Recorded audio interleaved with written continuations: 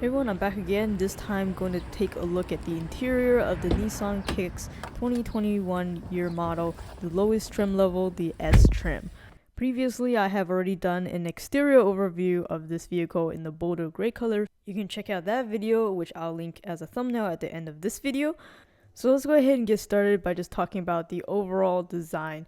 I have to say the interior just really screams budget car with all of the hard plastic on the interior. The only thing that feels premium honestly is the shifter. All of the seats are cloth seats, but they do have a pretty nice design in it so it doesn't feel cheap, but they are in general kind of firm. The driver's seat though is at least pretty ergonomic, so I didn't think it was too uncomfortable, and it also has a 6-way manual adjustment, including height adjustment. You do get power mirrors and power windows, though I'm not a particular fan of these buttons because they're just a little bit difficult to fine-tune the control. Underneath that, still in the door, is an enclave for your bottle or cup holder and a little bit more space after that.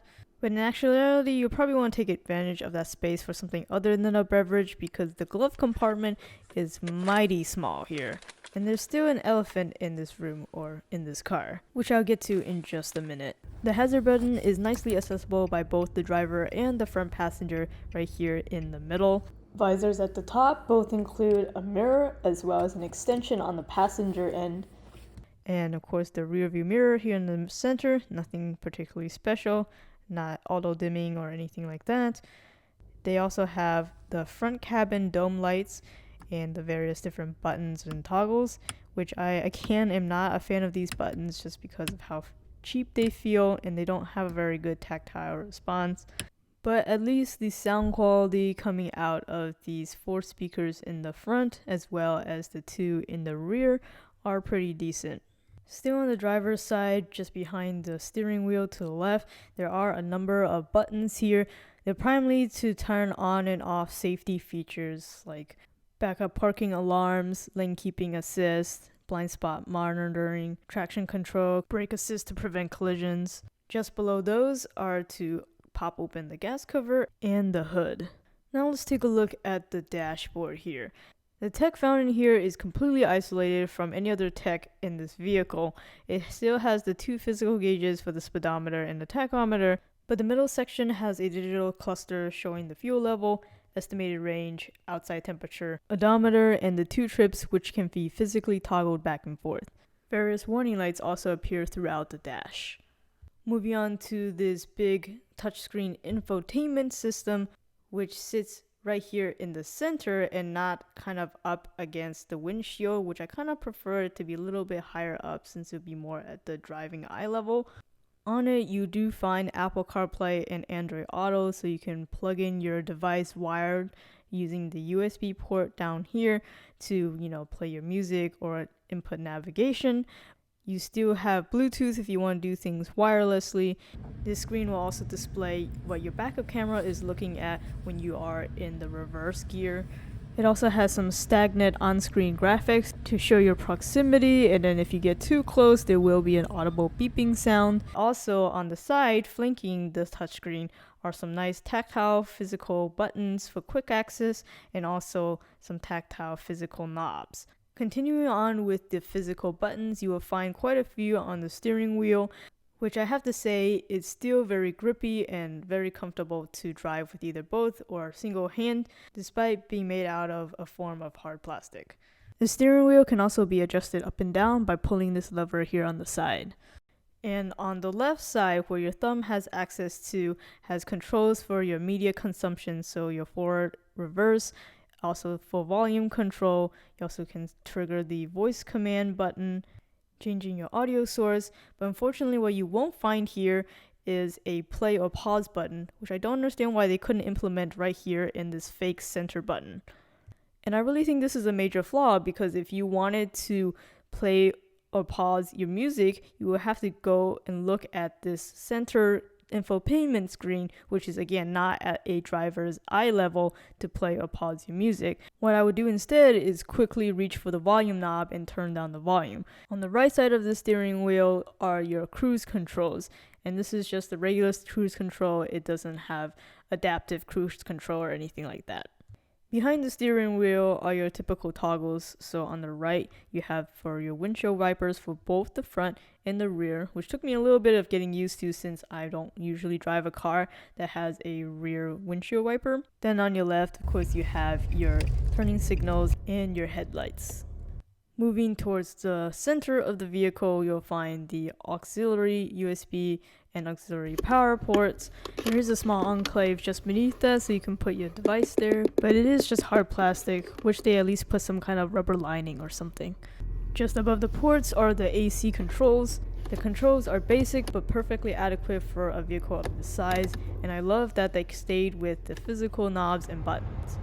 The air that it controls flows out of these vents that are placed well, but the shapes of them make it very difficult to mount typical phone holders.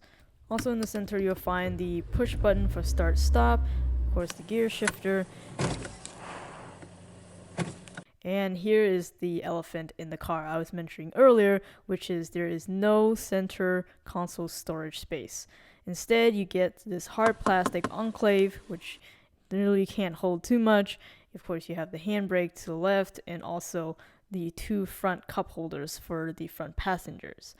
But compared to previous models, at least you do get this little armrest here. And here's where I want to point out that the center console storage is only missing on the lowest S tier model here. The upper trim levels like the SV and the SR do actually come with the center console storage for this particular year model. Now let's take a look at the rear passenger area. So in terms of legroom, it's alright. It's a little bit more space than what my Corolla offers, but if you are a pretty tall person, you can expect a little bit of a squeeze here. I'm on the shorter side, around 5 feet, so this is adequate room, at least for me. But then you get this really tiny cup holder on the side door jambs. And then there's this single sorry excuse of a pouch behind just the front passenger seat. But you do get a cup holder for every single person, so the door jambs for the two side ones, and then for the center seater, there is this one here in the middle, to which there are also two USB-A ports for charging your rear passenger's devices. But again, if you do have a third passenger in the back, they will have to share. There are additional dome lights here in the rear as well. Very easy switch here, no buttons, which I like. The seats in the back do fold down, and they fold down very easily, either from the rear or from the side. And they fold down relatively flat as well. And I tell you, if you want to carry some decent amount of stuff, you probably want these seats down, because the trunk section isn't that spacious. At least laterally. So coming from a Toyota Corolla to this car, I ran out of trunk space pretty quickly from stuff that I can easily fit in my Corolla. And part of it has to do with the fact that the wheel wells actually kind of protrude into your interior trunk space. But I am happy to report that the spare tire and tools does come standard right here underneath the floor mats in the trunk.